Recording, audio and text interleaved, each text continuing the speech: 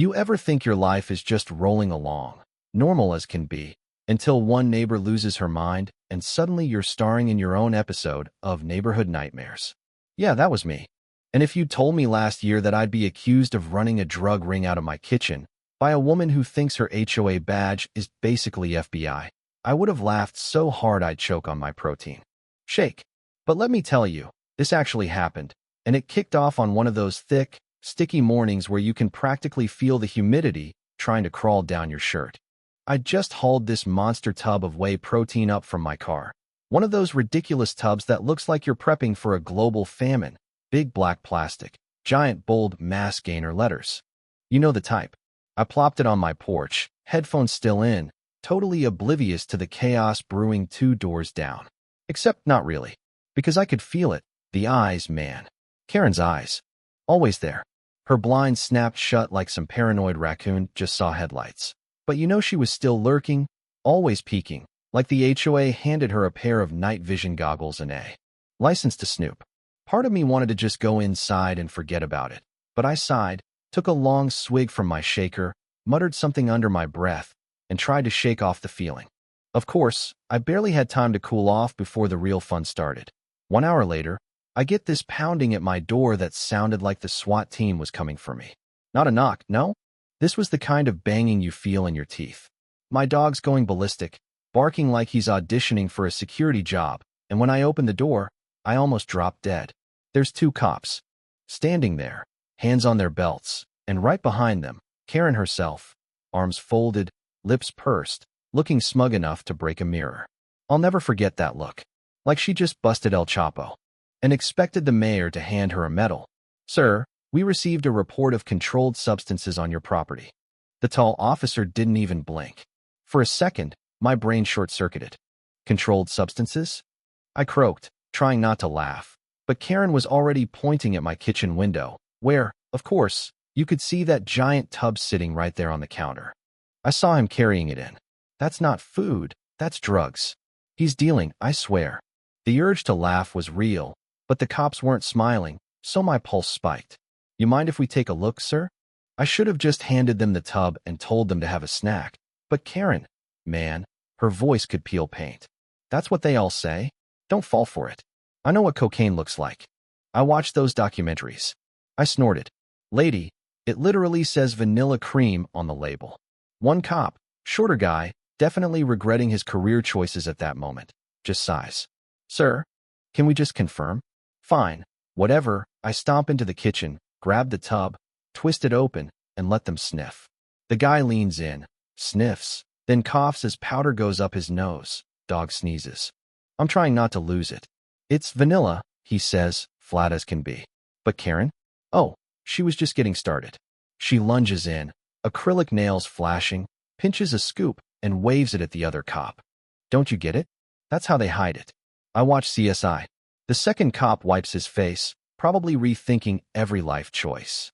Ma'am, it's protein powder, not narcotics. And you could just see her. Jaw clench. The fury in her eyes? Next level. You're just going to let him get away with this in my neighborhood? That's when I realized this wasn't just nosiness, it was a crusade. The cops finally left, apologizing, while Karen stormed off muttering threats about keeping an eye on things. My hands were still shaking when I shut the door, but I thought, that's it, right? That's the end. Nope, that was just the beginning. Next week, things got weirder. Karen started documenting my every move, snapping photos every time I took out the trash, filming me hauling groceries, whispering into her phone like she was the star of some detective show. I couldn't even water my grass without hearing the click of her camera. Then, one night, around midnight, I see headlights sweep across my living room. I peek out the blinds and there she is, parked across the street, engine running, just staring. My stomach twisted up. Okay, enough, I muttered. I grabbed my phone, pointed it right at her, and started filming too. As soon as she saw, she floored it, tires squealing. But here's where things take a turn. 2 days later, I get a notice from the HOA board. Suspicious activity, possible substance abuse, failure to maintain community standards. Signed, of course, by Karen. She wanted a war. Fine. I started digging. And let me tell you, karma is real, because not only did I find dirt, I found a gold mine. Turns out, Karen was skimming HOA funds, landscaping fees that never went to landscapers, invoices for security cameras that didn't exist. A buddy on the board let it slip after a few beers. Yeah, she's creative with the budget. Creative? Try fraudulent. So I started collecting receipts, meeting notes. Every little bit of evidence, hands shaking from the rush. When the next HOA meeting rolled around, I stood up. Room packed, everyone sweating, the air buzzing, and I laid it all out. While Karen's been accusing me of running some cartel, she's been stealing from every single one of you. Here's the proof. The whole room gasped. Someone dropped their coffee. Karen's face went from ghost white to fire engine red in seconds. She shrieked, "That's a lie." But it didn't matter. The evidence was ironclad. Every shady vendor, every missing dollar. Even old Mr. Harrison from 3 doors down piped up. "Wait, so that's why my dues went up?" The board voted right there to suspend her, pending investigation. The real kicker? A month later, Karen got slapped with HOA fraud charges. She wanted to see me in handcuffs over protein powder, but she's the one who ended up getting perp walked off her porch. I almost felt bad. Almost. And if you think that's where it ends, here's the real twist. Her husband left her, filed for divorce, packed up and left. The neighbors iced her out. Nobody talked to her. Nobody waved. The clipboard queen was suddenly living in a haunted house, blinds drawn tight, nobody visiting, paint peeling. Sometimes, real late at night, I still catch her shadow behind those blinds, watching me shake up my vanilla protein. And yeah, I can't help but grin, because after all the drama, all the accusations, all the neighborhood gossip, she's the only one who really got busted. Wild, right? Anyway, if you've ever had a Karen in your life, you know exactly how satisfying it feels when karma does its thing. So what do you think? Was I right to fight back, or did I go too far? Where's the line between justice and revenge in these neighborhoods? Drop your thoughts below, hit like if you've survived an HOA war, and don't forget to subscribe for more stories that'll make you double-check your own blinds tonight. Let me tell you, after all that drama with Karen, you'd think the neighborhood would finally chill out, right? For maybe a week, things were quiet, almost too quiet. No more late-night headlights sweeping across my living room. No HOA letters, no Karen popping up every time I walked to the mailbox. It was like a weight had lifted, and for a minute, I thought, hey, maybe things will finally go back to normal. I got back into my routine, cranking music in the garage while I lifted, grilling out back with friends, even letting my dog run around without worrying someone was filming us for evidence. But deep down, you know that feeling when you're just waiting for the next shoe to drop? Yeah, that little itch never really went away. So here's where the story takes another wild turn. About a month after Karen got suspended, and trust me, the neighborhood gossip mill was running overtime, there's a knock at my door. I'm thinking, no way, not again, but it's not cops or the HOA. This time, it's Greg, my next-door neighbor, the guy who never says more than 10 words at a time, standing on my porch looking awkward as hell. He fidgets with his cap, clears his throat, and says, "Hey, you got a minute?" I nod, invite him in, thinking maybe he wants to know the real story about what happened. But nope, he's got his own drama brewing. Turns out, Karen wasn't working alone. See, Greg had caught another neighbor, Dave, the guy with the perfectly trimmed lawn and the American flag out front, digging through HOA paperwork in his garage. Greg overheard him on the phone, griping about how he was losing control now that Karen was out of the picture. Apparently, Dave had been Karen's little informant for years, reporting on everyone, helping her cook up all those fake complaints. Greg had even caught him snapping photos of my backyard when he thought nobody was watching.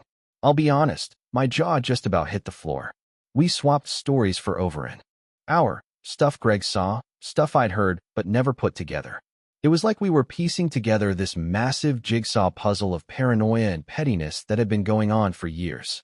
Suddenly, all the weird things that happened, anonymous complaints about trash cans, sudden changes to the HOA rules, random citations, made a whole lot more sense. It wasn't just Karen, it was a little cabal. And Dave was quietly trying to keep it alive. So what do? Well, you know me. I don't just sit back and let folks run wild. I started paying attention. Every time Dave walked by, Every time he lingered at the mailbox, I watched. I started documenting everything, just in case. But here's the twist. You remember my buddy on the HOA board? Turns out, he'd gotten so fed up with the drama that he was ready to help too. Together, we started digging into old meeting records, vendor receipts, emails. Turns out, Dave had been approving weird expenses just like Karen. Funneling money to some landscaping company that didn't even exist, hiring his cousin to paint the clubhouse, and overcharging by thousands. The final showdown came at the next HOA meeting. This time, I wasn't alone. Half the neighborhood showed up, everyone tired of the secrets and games. Greg stood up first, voice shaking but steady, and told everyone what he'd seen. Then my buddy and I laid out the receipts, the emails, the fake invoices. You could hear a pin drop when Dave realized the jig was up. He tried to deny it, but nobody was buying it this time. The board moved to remove him on the spot, and the room broke into actual applause. Yeah, that happened. For the first time in years, it felt like we actually took the power back from these petty tyrants. After that, things really did change.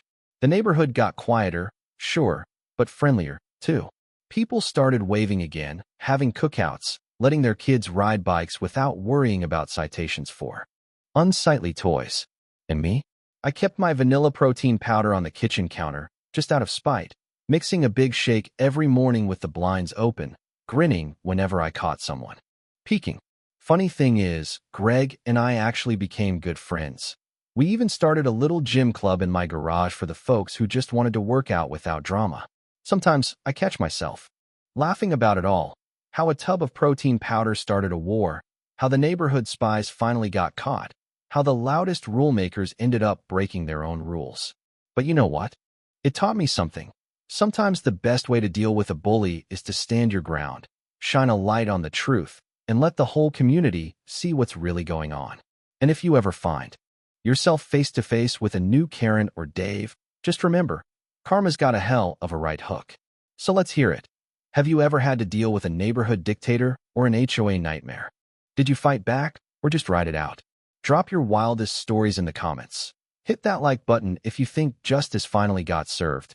And don't forget to subscribe if you want more tales from the neighborhood front lines. You never know, your story might be next.